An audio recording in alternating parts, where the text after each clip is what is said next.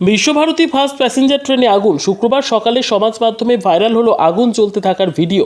Visva Bharati first passenger ট্রেনের কামরায় মাথায় আগুন। ঘটনাটি ঘটে বৃহস্পতিবার রাত 9:20 নাগাদ মল্লারপুর স্টেশনে 3 নম্বর লাইনে দাঁড়িয়ে থাকার সময় কামরার মাথায় আগুন জ্বলতে দেখেন যাত্রীরা। ট্রেন দাঁড়াতেই ভয়ে যাত্রীরা কামরা থেকে নেমে দৌড়তে শুরু করেন। হুটোপাটি শুরু হয়ে যায় স্টেশন চত্বরে। রেলের অনুমান ঝড়ে শুকনো ডাল এসে বিদ্যুৎবাহী তারে পড়ে। সেখান থেকেই শর্ট সার্কিটে আগুন ধরে যায়। যদিও সবার তৎপরতায় কিছুক্ষণের মধ্যে আগুন নেভানো সম্ভব হয়। বেশ কিছুক্ষণ মল্লারপুর স্টেশনে বিশ্বভারতী ফার্স্ট প্যাসেঞ্জার দাঁড়িয়ে থাকার পরে গন্তব্যের দিকে রওনা দেয় বলে জানা যায়। তবে এই ঘটনার ভিডিও সমাজ মাধ্যমে ভাইরাল হলো আজ অর্থাৎ শুক্রবার সকাল 8টা নাগাদ। ব্যুরো রিপোর্ট, দিনরাত স্টার নিউজ।